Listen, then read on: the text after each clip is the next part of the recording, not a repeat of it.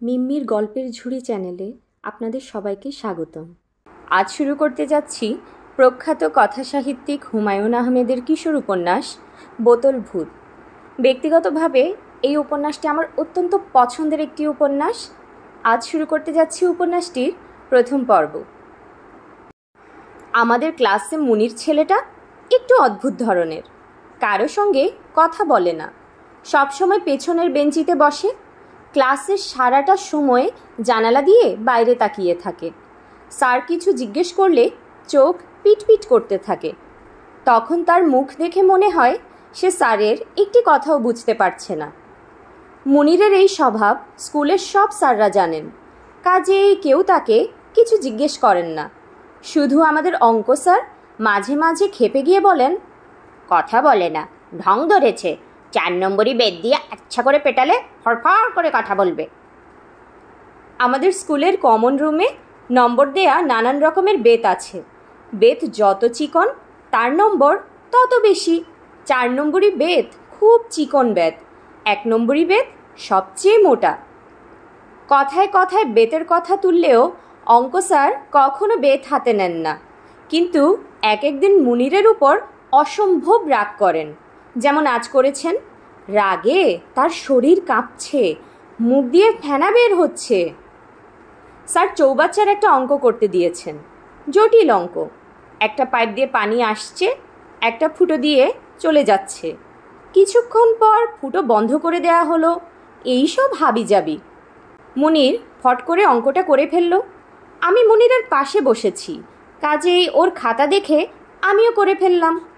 অঙ্ক হয়ে গেলে হাত উঁচু করে বসে থাকতে হয়, কাজেই হাত উঁচু করেছি। আর কেউ হাত তুলছে না, তোলার কথাও না। খুব কঠিন অঙ্ক। এখন একটা সমস্যা দেখা দিল। কেউ যদি হাত না তোলে তাহলে অঙ্ক স্যার আমাকে বলবেন, বোর্ডে এসে অঙ্কটা করে দাও।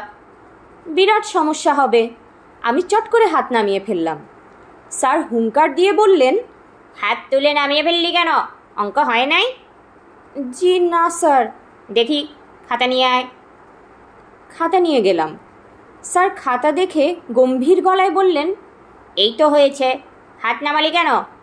সত্যি কথা বল, নয়তো 5 নম্বরই বেদ দিয়ে কেরামতি দেখিয়ে দেব। আমি চুপ করে রইলাম। এই শীতেও ঘাম বেরিয়ে গেল, বুক শুকিয়ে কাঠ। বশির বলে একটা ছেলে আছে আমাদের ক্লাসে, খুব বজ্জাত।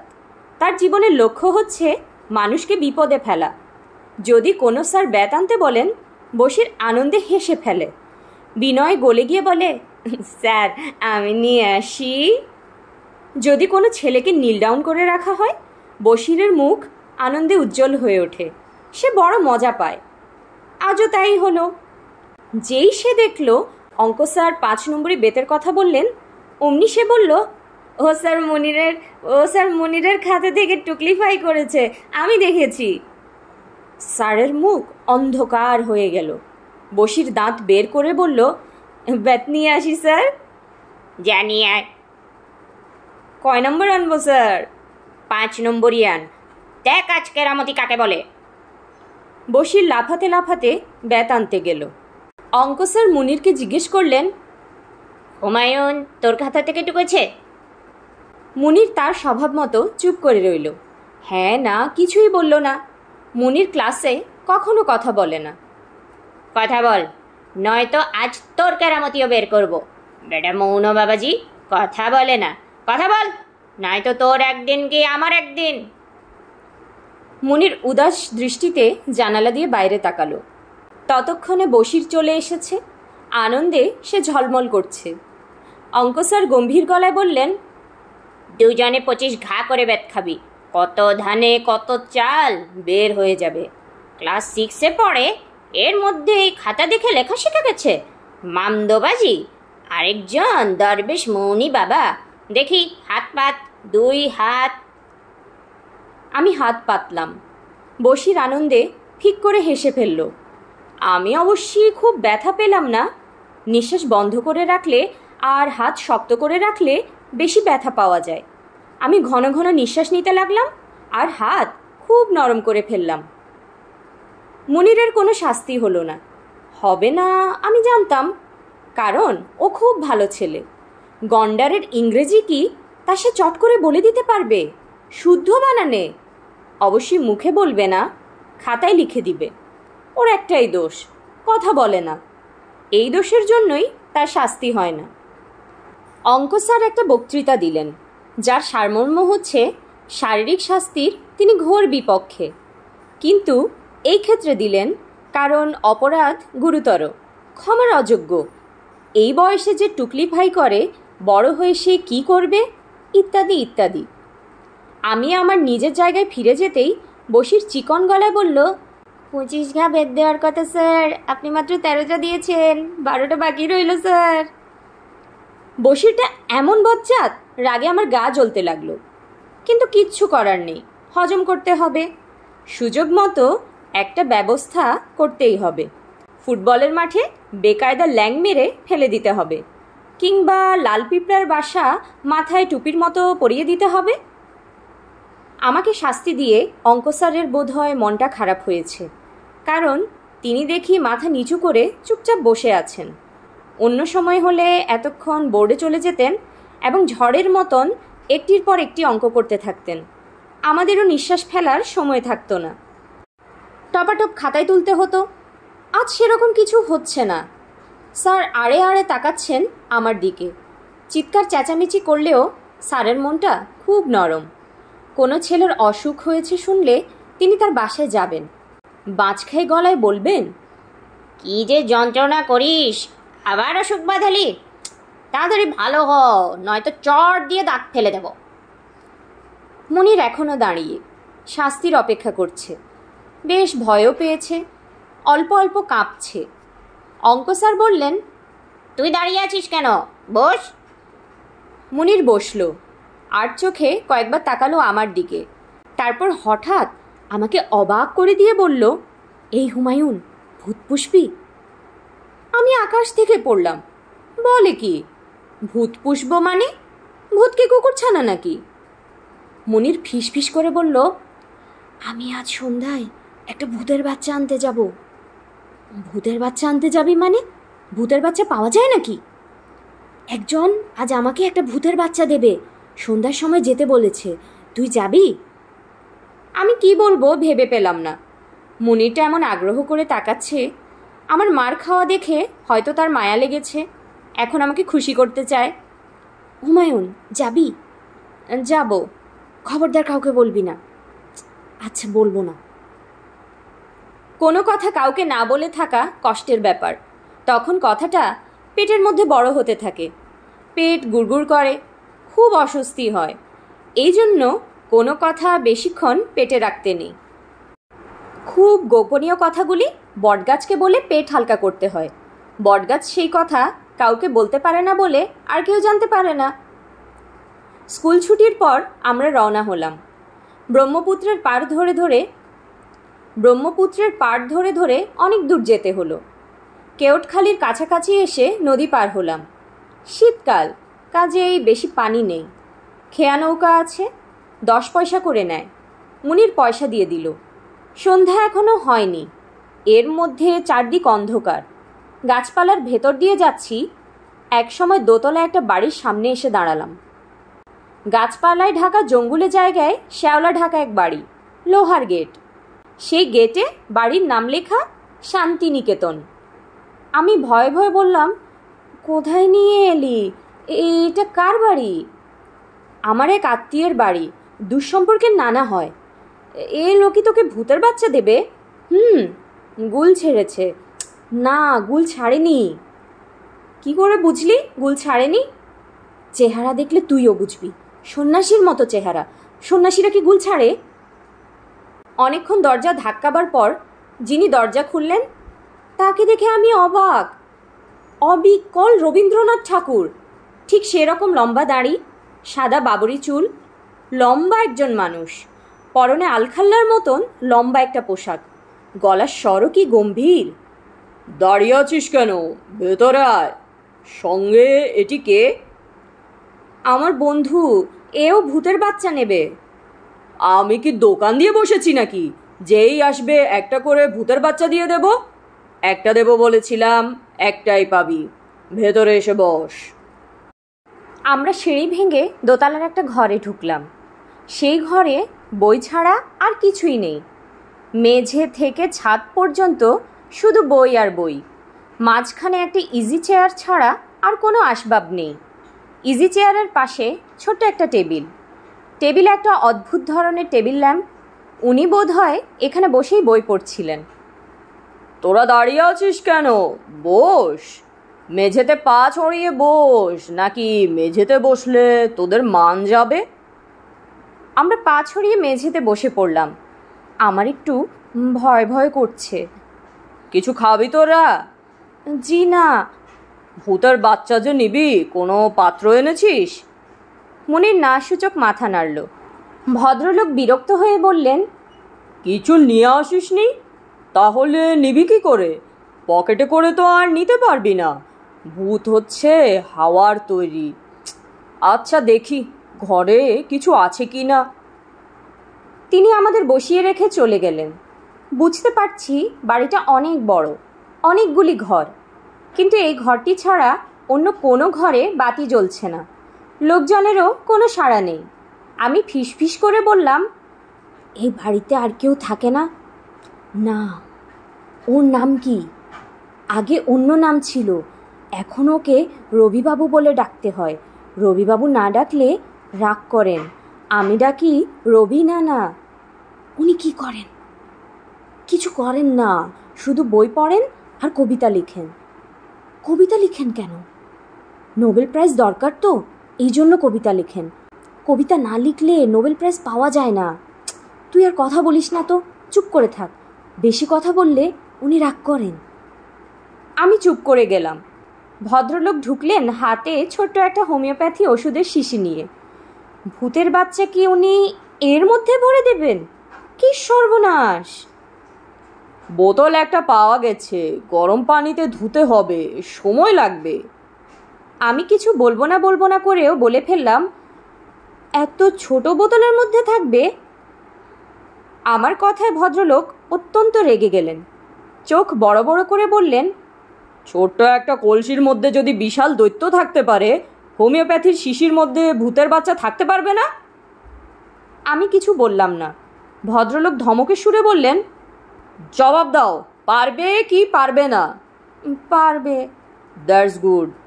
কি নাম তোমার? হুমায়ুন। ক্লাস 6-এ পড়ো? জি। রোল নাম্বার কত? 32। ক্লাসে ছাত্র কতজন? 32। তার মানে পড়াশোনা কিছুই পারো না? জি না। স্কুল ভালো লাগে না? জি না। রবি ঠাকুরেরও স্কুল ভালো লাগতো না, তাই বলে তুমি মনে করো না যে তুমি রবি ঠাকুর। আমি মনে করি না। গুড। এখন বলো তো, আমার চেহারাটা রবি ঠাকুরের মতন না? জি। মুশকিল হচ্ছে কি জানো, টাক পড়ে যাচ্ছে। টাকওয়ালা রবীন্দ্রনাথ অসহ্য, তাই না? আমি কিছু বললাম না। ভদ্রলোক আমাদের রেখে হোমিওপ্যাথির শিশি হাতে নিয়ে উধাও হয়ে গেলেন। আমি মুনিরকে বললাম, তোর এই নানা কি পাগল? না, পাগল হবে কেন? কেমন কেমন করে যেন তাকাচ্ছে। মুনির কি একটা বলতে গিয়েও থেমে গেল, কারণ ভদ্রলোক আবার এসে ঢুকেছেন। হোমিওপ্যাথি ওষুধের শিশিতে হলুদ রঙের ধোঁয়াটে কি একটা জিনিস।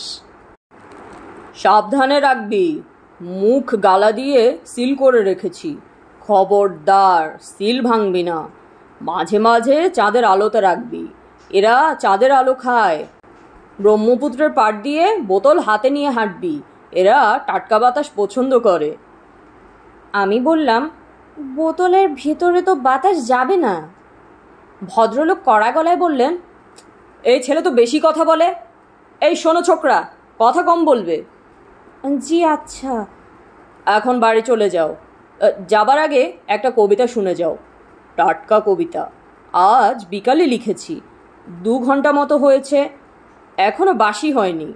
6 ঘন্টার আগে কবিতা বাসি হয় না, শুধু গরমকালে 3 ঘন্টাতেই বাসি হয়। আমরা চুপচাপ বসে আছি। রবি নানা পকেটে হাত দিয়ে কবিতা লেখা কাগজ বের করলেন। মাথা দুলিয়ে পড়তে শুরু করলেন। আমাদের ছোট নদী চলে বাঁকে বাঁকে, বৈশাখ মাসে তার হাঁটু জল থাকে, পার হয়ে যায় গরু পার হয় গাড়ি, দুই ধার উঁচু তার ঢালু তার পাড়ি। কবিতাটা আমার বেশ লাগলো, তবে কেন জানি মনে হতে লাগলো আগেও পড়েছি। কবিতাটা কেমন? খুবই ভালো। ব্রহ্মপুত্র নিয়ে লেখা। আচ্ছা যাও, এখন বাড়ি যাও, রাত হয়ে যাচ্ছে। ভূতের বাচ্চা নিয়ে আমরা চলে এলাম। আমার বারবার মনে হতে লাগলো এটা সত্যি নয়, কোথাও মস্ত একটা ফাঁকি আছে। মুনিরের একটা হাত পকেটে, সেই হাতে সে নিশ্চয়ই বোতল ধরে আছে। এবার সে ক্ষীণ গলায় বলল, কেমন জানি গরম গরম লাগছে। ব্রহ্মপুত্রের পাশ দিয়ে আসছি, নদীর উপর ক্ষীণ চাঁদের আলো। আমাদের কেন জানি বেশ ভয় ভয় করতে লাগলো। মুনির ফিসফিস করে বলল, বোতলটার ভিতর ওইটা নড়াচড়া করছে রে, ভয় লাগছে। আমার কাছে দিয়ে দে, সকালবেলা নিয়ে নিবি, দিনের আলোয় আর ভয় লাগবে না। মুনির সঙ্গে সঙ্গে আমাকে শিশিটা দিয়ে দিল। প্যান্টের পকেটে রেখে দিলাম। কিছুক্ষণ পর পকেটে হাত দিয়ে দেখি সত্যি সত্যি একটু যেন গরম গরম লাগছে। বাসায় এসে ভয়াবহ দুঃসংবাদ শুনলাম। অঙ্ক স্যার নাকি সন্ধ্যার পর এসেছিলেন, আমি এখনো ফিরিনি শুনে খুব রেগে গেছেন, বলে গেছেন আবার আসবেন। অঙ্ক স্যারের এই হচ্ছে একটা বদ অভ্যাস। হঠাৎ হঠাৎ সন্ধ্যার পর ছাত্রদের বাড়িতে উপস্থিত হন, বাঁচখাই গলায় বলেন, কি পড়ালেখা হচ্ছে কেমন, দেখি পাটিগণিতটা আনো তো। আমাদের বাড়িটা বেশ অদ্ভুত। এ বাড়িতে দুদল মানুষ থাকে, ছোট আর বড়। ম্যাট্রিক ক্লাসের নিচে যারা, তারা সবাই ছোট, আর ম্যাট্রিক ক্লাসের উপরে হলেই বড়। যত যন্ত্রণা ছোটদের। সন্ধ্যা হতে না হতেই তাদের পড়তে বসতে হবে, পড়তে হবে চেঁচিয়ে, যাতে সবাই শুনতে পায়। পড়ার সময় বড়রা কেউ না কেউ থাকবেই। এদের একটা মাত্র কাজ, একটু পরপর ধমক দেওয়া। এ বাড়ির ছোটদের মধ্যে আছি আমি আর আমার দুই ছোট ভাই। এরা বেশি ছোট, একজন ক্লাস 2তে পড়ে, অন্যজন সরে ও সরে আ করে আর বইয়ের পাতা ছেড়ে। বড়দের দলে আছে বাবা, মা, আমার বড় চাচা এবং বড় চাচার মেয়ে অরু আপা। অরু আপা কিছুদিন আগেও ছোটদের দলে ছিল, ম্যাট্রিক পাশ করায় এখন বড়দের দলে চলে গেছে। ফার্স্ট ডিভিশনের 4টা লেটার পাওয়ায় খুব দেমাগ হয়েছে। আজ পড়া দেখিয়ে দিচ্ছে অরু আপা। রোজ সন্ধ্যায় সে খানিকক্ষণ আমাদের পড়া দেখিয়ে দেয়। অরু আপা এমনিতে খুব ভালো মেয়ে, হাসি খুশি, কিন্তু পড়া দেখাতে গেলেই সে কেমন জানি হয়ে যায়। মুখ কঠিন, গলার স্বর থমথমে, আর এমনভাবে তাকায় যেন এক্ষুনি এসে আমাকে কামড় দেবে। আজ পড়ছি জলবায়ু। অরু আপা বলল, মৌসুমি বায়ু কাকে বলে? আমি অনেকক্ষণ চিন্তা করে বললাম, ঠান্ডার মোলায়েম বায়ুকে মৌসুমি বায়ু বলে। এই বায়ু গায়ে লাগলে খুব আরাম, তবে বেশি লাগলে সর্দি হবার সম্ভাবনা। যাদের টনসিলের দোষ আছে তাদের মৌসুমি বায়ু গায়ে লাগানো উচিত নয়। অরু আপা হাত উঁচিয়ে বলল, একটা চড় দেব। আমাকে চড় দিলে তুমিও খামচি খাবে। ফাজিল, তুমিও মহিলা ফাজিল। অরু আপা রাগে কিড়মিড় করতে করতে সত্যি একটা চড় বসিয়ে দিল। আমিও খামচি দেবার জন্য তৈরি হচ্ছি, ঠিক তখনই বাবা এসে বললেন, এই হুমায়ুন, তুই বাইরে আয়, তো স্যার এসেছে, অঙ্ক স্যার। আমার মনটা খারাপ হয়ে গেল। অরু আপাকে খামচি দেওয়া গেল না, তার উপর আবার অঙ্ক স্যার এসে বসে আছেন। পড়া ধরবেন কি না কে জানে। সন্ধ্যাবেলা কোথায় গিয়েছিলি? অঙ্ক স্যার মেঘ গর্জন করলেন। আমি চুপ করে রইলাম। কোনো কথা না বলাই এখন নিরাপদ। সত্যি কথা বল, মিথ্যা বললে তোকে পুঁতে ফেলবো।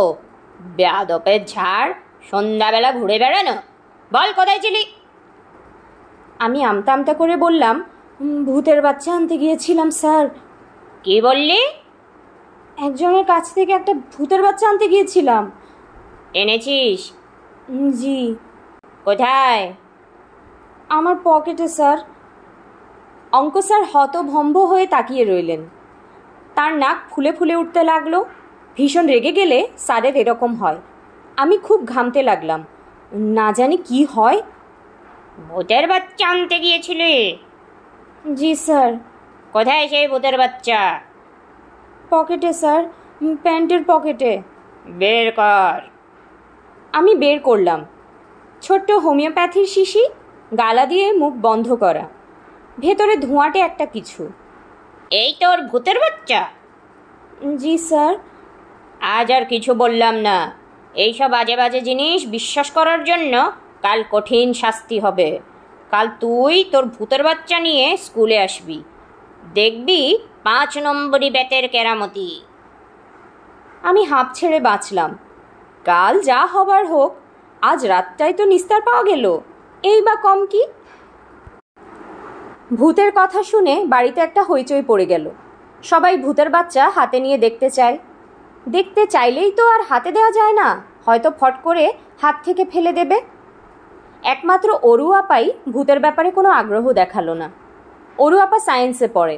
যারা সায়েন্সে পড়ে তাদেরকে সব কিছুই অবিশ্বাস করতে হয়। কাজেই সে ঠোঁট উল্টে বলল, ভূত না ছাই, খানিকটা ধোঁয়া বোতলে ভরে দিয়ে দিয়েছে, নীল রঙের ধোঁয়া। নীল রঙের ধোঁয়া শুনে আমার খটকা লাগলো। ব্যাপারটা কি? নীল ধোঁয়া বলছে কেন? আমি তো একটু আগে দেখলাম হলুদ। ও মা, কি কাণ্ড! বোতল হাতে নিয়ে এক একজন এক এক রং বলতে লাগলো। বড় চাচাও অবাক হয়ে গেলেন। চোখে চশমা পরে অনেকক্ষণ হাতে নিয়ে ঘুরিয়ে ফিরিয়ে দেখলেন। গম্ভীর হয়ে বললেন, ব্যাপারটা রহস্যজনক। আমি খয়েরি রং দেখতে পাচ্ছি, এর মানেটা কি? বড় চাচার কথায় সবার গা ছমছম করতে লাগলো। আমার দাদি কেঁদে উঠলেন, কি অলুক্ষণে কাণ্ড! ভূতের বাচ্চা ধরে নিয়ে এসেছে। এই হুমায়ুন, যা যা, সাবান দিয়ে হাত ধুয়ে আয়। তোমরা দাঁড়িয়ে দেখছো কি? এই ছেলেকে গরম পানি দিয়ে গোসল করাও, লবণ খাওয়াও। অনেক রাতে বড়দের একটা মিটিং বসলো। আমার বাবা বললেন, ব্যাপারটা বোঝা যাচ্ছে না, তবে এক একজন যে এক এক রকম রং দেখছে এটা সত্যি। ছোট চাচা বললেন, ঘোড়ার ডিম রাস্তায় ফেলে দিলে ঝামেলা চুকে যায়। বড় চাচা তাতে রাজি না, তিনি আরও পরীক্ষা করতে চান। শেষ পর্যন্ত ঠিক হলো রাতের বেলা বোতলটা সিন্ধুকে তালা চাবি দিয়ে রাখা হবে। আগামীকাল যা করার করা হবে। বিশেষ করে স্কুলের অঙ্ক স্যার যখন বলেছেন বোতল স্কুলে নিয়ে যেতে, সেটাই করা হোক। পরদিন আমি বোতলটা স্কুলে নিয়ে গেলাম। ও মা, সবাই দেখি এই খবর জানে। উঁচু ক্লাসের ছেলেরা পর্যন্ত হাত দিয়ে ছুঁয়ে দেখতে চায়। আমাদের ক্লাস ক্যাপ্টেন ফিস ফিস করে বলল, আমাকে যদি একবার হাতে নিতে দিস, তাহলে আর কোনো দিন বোর্ডে তোর নাম লিখব না। অঙ্ক স্যার ক্লাসে ঢুকলেন বেত নিয়ে, 3 নম্বরই এবং 5 নম্বরই বেত। আনন্দে বশির হেসে ফেলল। কাউকে শাস্তি দেওয়া হবে টের পেলেই বশিরের বড় আনন্দ হয়। সে দাঁত বের করে বলে, আজ যা মজা হবে, হুমায়ুনকে স্যার টাইট দিবে। সে মজা দেখার জন্য আমার পাশে এসে বসল। অঙ্ক স্যার হুঙ্কার দিলেন, হুমায়ুন, এসেছিস? জি স্যার। ভূত এনেছিস? জি স্যার। বের কর, সবাইকে দেখা। সবাই দেখেছে স্যার। গুড। এখন এই ক্লাসে কারা কারা বিশ্বাস করে যে এর ভেতর সত্যি একটা ভূতের বাচ্চা আছে? হাত তোল। আমার দেখা দেখি আরও 10-12 জন হাত তুলল। স্যার বললেন, কি কারণে বিশ্বাস হয় যে এর ভেতর সত্যিই ভূত আছে? আমাদের ক্লাস ক্যাপ্টেন বলল, এক একজন এক এক রকম রং দেখে স্যার। তাই নাকি? জি স্যার, আমি দেখেছি সবুজ রং আর মতিন দেখেছে লাল। অঙ্ক স্যার চোখ কুঁচকে বললেন, আরে গাধার দল, তোরা যে রঙের শার্ট পরেছিস বোতলে সেই রং দেখতে পাচ্ছিস। মতিনের গায়ে লাল সোয়েটার, সেই জন্য সে দেখছে লাল। আসলে চিচিং ফাঁক, শুভঙ্করের ফাঁকি। কি বিশ্বাস হয়? আমার মনটা খারাপ হয়ে গেল। ব্যাপারটা আসলেই তাই। আমি হলুদ দেখছি, কারণ আমার সোয়েটারটার রং হলুদ। অঙ্ক স্যার মেঘ গর্জন করলেন, যত বেকুবের দল, সহজ জিনিস বোঝে না। এখন মন দিয়ে শোন, এই বোতলে যা আছে তা আমি গিলে ফেলবো। আমরা অবাক হয়ে তাকালাম। স্যার বলে কি, গিলে ফেলবে মানে? স্যার গম্ভীর মুখে বললেন, গিলে ফেলে তোদের বোঝাবো যে আসলে কিচ্ছু না। হাতে নাতে না দেখলে তোদের জ্ঞান হবে না। গাধার দল। ক্লাস ক্যাপ্টেন কোথায়? এই যে স্যার। যা এক গ্লাস পানি নিয়ে আয়, পানি দিয়ে গিলবো। ক্লাস ক্যাপ্টেন ছুটে গেল পানি আনতে। বশির বলল, হুমায়ুনকে শাস্তি দিবেন না স্যার? ও শাস্তি পাওয়া দরকার, সবাইকে বোকা বানিয়েছে। হবে, শাস্তি হবে। আগে ভুট্টা গিলে ফেলি, তারপর শাস্তি। পানি এসে গেল। অঙ্ক স্যার ছোট্ট একটা বক্তৃতা দিলেন। দেশটা কুসংস্কারে ডুবে আছে। একজন হোমিওপ্যাথির শিশিতে ভূতের বাচ্চা ভরে এনেছে, অন্য সবাই তাই বিশ্বাস করছে। ছি ছি ছি ছি। বলতে বলতে স্যার বোতলের মুখ খুলে নিজের মুখে উপুর করে ধরলেন। এক গ্লাস পানি খেয়ে বললেন, গিলে ফেললাম, হলো এখন ভূতের বাচ্চা হজম। স্যার একটা তৃপ্তির ঢেকুর তুললেন। আমরা অবাক হয়ে স্যারের দিকে তাকিয়ে আছি। স্যার কি একটা বলতে গিয়ে থেমে গেলেন এবং আবার একটি ঢেকুর তুললেন। তারপর আবার একটি। আমার মনে হলো স্যার কেমন যেন বিমর্ষ হয়ে পড়েছেন। খানিকক্ষণ পেটে হাত বোলালেন, বোতলটা শুকে দেখলেন, তারপর আবার বেশ বড় রকমের একটা ঢেকুর তুললেন। মনে হলো তিনি কেমন যেন হতভম্ব হয়ে পড়েছেন। বশির বলল, স্যার হুমায়ুনকে শাস্তি দিলেন না? স্যার সেই কথা যেন শুনতেও পেলেন না। ঝিম ধরে চেয়ারে বসে রইলেন এবং একটু পর পর ঢেকুর তুলতে লাগলেন। সেদিন আর ক্লাসে কোনো অঙ্ক করা হলো না। সূর্য ডোবার সঙ্গে সঙ্গে আমাদের বই নিয়ে বসার কথা। এটা হচ্ছে বড় চাচার কঠিন নিয়ম। তবে সব নিয়মেরই ফাঁক আছে। এই নিয়মের বেলাতেও তা সত্যি। মাঝে মাঝে সন্ধ্যাবেলা বড় চাচা রাজনীতি নিয়ে আলাপ করবার জন্য পাশের উকিল সাহেবের বাড়ি যান। সে বাড়িতে যাওয়া মানে পাক্কা 3 ঘন্টার ধাক্কা। ফিরতে ফিরতে রাত 9টা। ওসব দিনগুলোতে সূর্য ডোবার সঙ্গে সঙ্গে বই নিয়ে বসার দরকার নেই। কিছুক্ষণ খেলাধুলা করা যায়। আমরা ছোটরা বড় চাচা ছাড়া কাউকে ভয় করি না। আমার ধারণা সব বাড়িতে এরকম 1-8 জন মানুষ থাকে যাদেরকে সবাই ভয় করে, অন্যদের পাত্তাই দেয় না। যাই হোক, বড় চাচা বাসায় নেই, উকিল সাহেবের বাসায় গেছেন। আর আমরা নতুন একটা খেলা বের করেছি। এই খেলার নাম পানি খেলা। সবাই মগে করে পানি নিয়ে ওর গায়ে ছিটিয়ে দেবার চেষ্টা করছি। খুবই মজার খেলা। খেলা যখন তুঙ্গে, তখন খবর পেলাম অঙ্ক স্যার এসেছেন। সবসময় দেখেছি দারুণ আনন্দের সময়ে খারাপ ব্যাপারগুলি ঘটে। পৃথিবীটা এরকম কেন কে জানে? পৃথিবীর নিয়মকানুনগুলি যখন করা হয় তখন নিশ্চয়ই শিশুদের কথা কেউ ভাবেনি। আমার ধারণা এই পৃথিবীর সব নিয়মকানুনই হচ্ছে শিশুদের কষ্ট দেবার নিয়ম। আমি একটা দীর্ঘ নিঃশ্বাস ফেলে বাইরে এসে দাঁড়ালাম। অঙ্ক স্যার বললেন, কি করছিলে? আমি অন্যদিকে তাকিয়ে বললাম, পড়ছিলাম স্যার। অঙ্ক স্যার বললেন, ভেরি গুড বলেই বিকট একটা ঢেকুর তুলে ফ্যাকাশে হয়ে মনে হলো বেশ লজ্জাও পেলেন। ঢেকুর কি ভূতের বাচ্চা গিলে ফেলার কারণে নাকি? হতেও পারে। গতকাল স্যার ক্লাসে আসেননি। অঙ্ক স্যার ক্লাসে না আসার মানুষ না।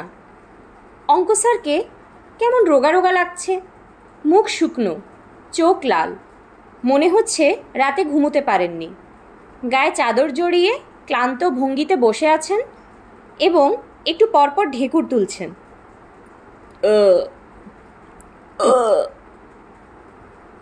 এক একবার ঢেকুর তোলেন আর হতাশ একটা ভঙ্গি করেন, ফ্যাকাশে হাসি হাসেন এবং দীর্ঘ নিঃশ্বাসও ফেলেন। কেমন আছিস হুমায়ুন? জি স্যার, ভালো। আপনার শরীরটা কি স্যার ভালো না? গত রাতে ঘুম হয়নি। কেন স্যার? স্যার ইতস্তত করে বললেন, না মানে ওই দিন তোর বোতলের ওই জিনিসটা গিলে ফেললাম, তারপর থেকেই মানে। তারপর থেকে কি স্যার? না কিছু না, একটু পর পর ঢেকুর উঠছে। ভূতের সাথে তার কোনো সম্পর্ক নেই আমি জানি, শারীরিক কোনো অসুবিধা হয়েছে আর কি। জি স্যার, ওষুধ খান, সেরে যাবে। খেয়েছি তো, নাক্স ভমিকা 1 ডোজ খেয়েছি, 200 পাওয়ার। কমছে না তো, মনে হচ্ছে আরও যেন বেড়েছে। সত্যি নাকি স্যার? স্যার উত্তর না দিয়ে বড় রকমের একটা ঢেকুর তুললেন। সেই ঢেকুরের সঙ্গে পেটের ভেতর বিচিত্র শব্দ হতে লাগলো। টপ টপাটপ, ঝুম, গ্রুর। স্যার নিজেই সেই শব্দে বিচলিত এবং হতভম্ব। তিনি চিকন গলায় বললেন, হুমায়ুন, যে লোকটাকে ভূতের বাচ্চা দিয়েছে ওর কাছে আমাকে নিয়ে চল তো। কেন স্যার? এমনি যাই, একটু গল্প করে আসি। ভূত আমি বিশ্বাস করি না, ভূতের কথা বলে তিনি যে বাচ্চাদের ভয় দেখাচ্ছেন এটাও ঠিক না। বাসা চিনিস নে, আমাকে নিয়ে চল। মুনিরকেও সাথে নিয়ে যাই স্যার, মুনিরের সঙ্গেই তার ভালো চেনা জানা। দুনিয়া সূর্য লোক নিয়ে যাওয়ার কোনো কারণ দেখি না, তুই গেলেই হবে। অনেকক্ষণ কড়া নাড়ার পর বুড়ো লোকটি দরজা খুললেন। আমাদের দিকে এক পলক তাকিয়েই বললেন, 1 মিনিট। এই বলে পাশের ঘরে চলে গেলেন। খুটখুট শব্দ শোনা যেতে লাগলো, যেন হামানদিস্তায় কিছু পিষছেন। অঙ্ক স্যার ঘাবড়ে গিয়ে বললেন, দেখতে অবিকল রবি ঠাকুরের মতো না? জি স্যার। আমি তো চমকেই গিয়েছিলাম। প্রথম দিন আমিও চমকে গিয়েছিলাম স্যার। খটখট শব্দ হচ্ছে কিসের রে? জানি না স্যার, হয়তো ভূতের ভর্তা বানাচ্ছেন। ভূতের ভর্তা মানে? কী সব ছাগলের মতো কথা বলছিস? বুড়ো ভদ্রলোক ফিরে এলেন, হাতে গ্লাস ভর্তি লালাভ জিনিস, মুখ ভর্তি হাসি। তিনি দরাজ গলায় বললেন, গ্লাসে কি আছে অনুমান করতে পারবে? চিরদার পানি, স্বয়ং কবিগুরু খেতেন, আমিও খাই। তোমাদের দুজনকেই তুমি করে বললাম। বয়সে দুজনই আমার চেয়ে ছোট। ছোটটাকে তো চিনি, আমার কাছ থেকে ভূতের বাচ্চা নিয়ে গিয়েছিল। তুমি কে? স্যার কাঁপা গলায় বললেন, আমি হুমায়ুনের শিক্ষক, অঙ্ক স্যার। বাহ, খুব ভালো তো। অঙ্ক ব্যাপারটা আমারও খুব ভালো লাগে। আচ্ছা, তুমি মনে মনে 2 সংখ্যার একটা অঙ্ক ভাবো, ভেবেছ? অঙ্ক স্যার শুকনো গলায় হ্যাঁ সূচক মাথা নাড়লেন। এর সঙ্গে 7 যোগ দাও। দিয়েছ? জি। যোগ দেবার পর যা হয় তা তুমি 110 থেকে বাদ দাও। দিয়েছ? জি। খুব ভালো। এর সঙ্গে 15 যোগ দাও। দিলাম। যে সংখ্যা মনে মনে ভেবেছ তাও এর সঙ্গে যোগ করো। করেছ? জি করেছি। 2 দিয়ে ভাগ দাও। এর থেকে 9 বাদ দাও। যা থাকলো তাকে 3 দিয়ে গুণ দাও। দিয়েছ? জি।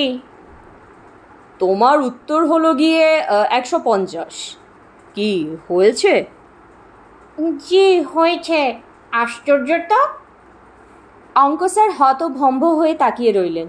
বুড়ো ভদ্রলোক বললেন, এইসব মজার মজার অঙ্ক করে ছাত্রদের কৌতূহল জাগিয়ে তুলতে হয়, তা না কঠিন কঠিন সব অঙ্ক দিয়ে তোমরা ছাত্রদের ভয় পাইয়ে দাও।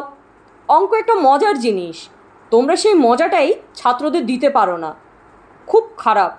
এখন বলো, আমার কাছে কি চাও? অঙ্ক স্যার বললেন, কিছু চাই না জনাব। বুড়ো খুব রেগে গেলেন, থমথমে গলায় বললেন, কিছু চাই না মানে? শুধু শুধু আমার সময় নষ্ট করতে এসেছো?